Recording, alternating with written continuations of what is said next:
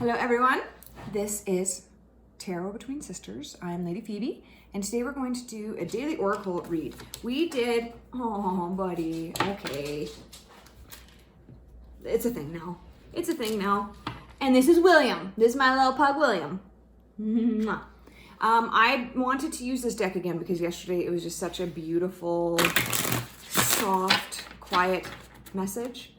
And I just feel like there needs to be another one like that. So I don't know if it will be. Let's see. I am not in control of the cards and what they say. So let's see here. Okay. Okay, so you can like shuffle normal, but can you shuffle with a pug on your lap? Ooh. Ooh, okay. Aww, Close Encounters. Oh, okay. We are going to take a different slant in this reading than what I had thought.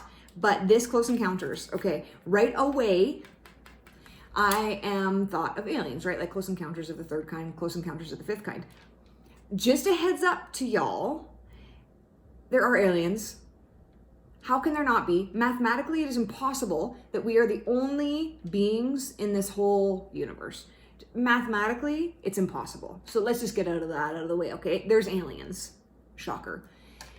And as in everything in this dimension, there's ego and there's spirit. It's duality, right? Like ego is dual. You have awareness of something else. There's duality. There's good, bad, blah, blah, blah.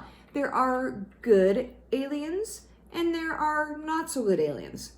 We have had kind of more exposure to the not so good stuff like the Greys. The Greys aren't the best. Like they do take people for experimenting and everything. But there are so many kinds of wonderful, advanced, spiritually enlightened beings out there that are here for our greatest good and to help us be enlightened. Dropping that bombshell. Okay, so now that I've said that, they will be coming to you in your dreams. They are trying to introduce themselves. I had a friend the other day talk to me and she's like, I had these really strange occurrences, like 2 dreams happen within a week. And I just wanted to talk to you about them. I was like, shoot, like I love dream interpretation, right? Love it.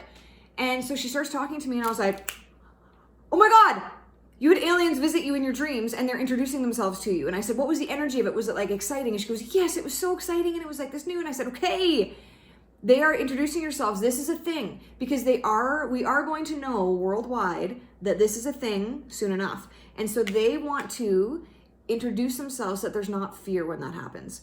Because they don't want to instill fear. That's not love, right? Love is love, not fear. So this Close Encounters card right away, I'm like, okay, this is telling me that there are people out there that are going to be watching this video that have had dreams and they're wondering, was that real? Am I crazy? What's going on here? You are not crazy. It is real. And they are coming to introduce themselves. And in my book, that is fucking cool. Like I've even said to them like, hey, if you want to introduce yourselves to me, that's fine. And I haven't had any dream one yet, but I did have a meditation trance introduction to 3 kinds, which was epic, let me tell you that. And the energy that they have is love. Like it was beautiful. It was so cool. So that is what that card is telling you. Watch your dreams. And if you wake up and you're kind of like freak, don't like, it is real. You are not crazy. And look at me. I'm so excited. I'm shaking the table.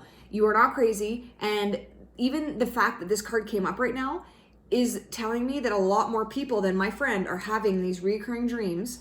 And just to clarify what they are, they're coming in to say hi. Isn't that cool? Like, that's cool to me. Like, everyone's like, oh, what about the alien invasion? Trust me, if they wanted to destroy the world, they would have a long time ago, okay? If that was their intention, they would have a long time ago. There's more things behind the scenes than just destroying, right? Like destruction. Even the Greys, they have the technology to destroy us, but they pick us up and they do experiments on us because there's a bigger thing than just destruction. There's other things going on. So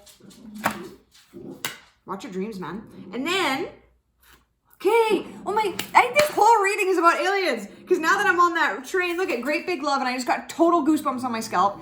Great Big Love, goosebumps on my scalps, by the way, is spirit confirming that I'm on the right track. Like, it's like, yes, keep going, keep going. And it normally happens when there's something kind of that I don't want to say. And they're like, you need to say this, say it. And so the goosebumps, I'm like, okay, I'm on the right track. Great big love. That is what they have for us. Great big love. Great big love. There is this universal, like even look at this, it kind of looks like a planet in the solar system. And it's got like angel wings. Great big love. And so it's an expansion of love. That's what this is. And so we do not need to fear it. It's okay. And the uncharted sea. There's gonna be some getting used to this idea, right? Because the governments have kept it hidden. And they don't want whatever. There's different things. Maybe they don't want to tell us because they don't want to scare us. Or they don't want to tell us because there's other stuff going on that they have said okay to that they really shouldn't have. And who knows?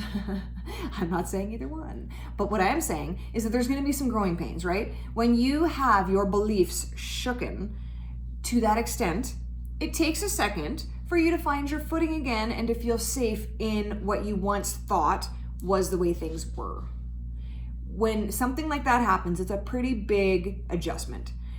So I think that that's also why they're coming in dreams to ease the transition, to allow your mind to get used to the idea, and so it doesn't scare you so much when the actual introduction happens. Does that make sense? Like the dream state too, we have scary dreams obviously, but we almost tend to accept what happens in dreams a lot more because it's a dream, right? So they're doing that to just allow our minds to catch up to the reality so that when the actual in-face introductions happen, it's not this big, scary, holy fuck thing, which to me, it would be this holy fuck thing, but not in a scary way. Like, holy fuck, like, imagine the expansion, like, imagine. Because right now we think we're in this limited body on this planet and we're stuck here. And yeah, we travel to the moon and yeah, we can send some people, like we've sent rovers to Mars and shit like that. But as far as living beings, we have not allowed ourselves to accept that yet. Imagine when we accept that, how grand and limitless that's going to feel. And like, I've watched some things on aliens because like I said, it's facts, there's aliens. I've watched some things on them. Like if you want to watch a really cool movie, get Close Encounters of the Fifth Kind, okay? So there's different things, like third kind, I think is in a spaceship. Fourth kind is you can see the people in the spaceship or like the beings in the spaceship. And then fifth kind is actually face-to-face introductions. And these groups have made these introductions. And it's just a cool thing that they actually speak to them telepathically. So again, we are in this limited thing that we just think out of our mouths is communication. We don't understand the oneness of our minds to be able to communicate even with aliens. That's how one we are. Like we, again, when we say one, people just think, oh, earthlings. Oh, earth people are just one. No, we are one in all dimensions of time and space. Everything in the universe and all dimensions of time and space are one collective mind. And that is why we can speak telepathically to aliens. We just don't realize that we can do it yet. And so we put a limit on it. But as the world goes forward and as those limits get shook out, and I'll tell you how they get shaken out is you forgive, you heal, and you find love. When fear is gone, that's where love is. Like as soon as you let fear go, love is there, and it always has been. We just don't recognize it because the fear blocks it. The fear is that veil that we put over top of it, and it seems so solid, but it's just our belief in the fear that makes it feel solid. As soon as you let that go, love has always been there. And this is the key to expanding our mind. This is the key to feeling and experiencing our oneness. This is the key, big love. And that's what these beings want to teach us. They want to teach us big love. There's already things put in place. Like we already have a very worldly book, like Course in Miracles. That's what that teaches you. It teaches you the truth about the universe and how to remove the blocks to the awareness of love's presence. That's what it is. And so it looks at things straight up. And it teaches you about quantum forgiveness. And that's what it does, is when that is removed, That's where that is. This was exciting. Oh my goodness.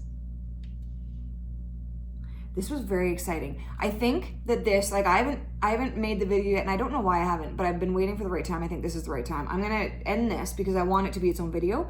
I'm gonna end this thing and I'm gonna go do a video about what quantum forgiveness is, because I've talked about it a lot and I've talked about it enough on here that your brains have kind of been like, oh, I wonder what that is. Oh, I wonder what she's talking about. Oh, this, oh, that.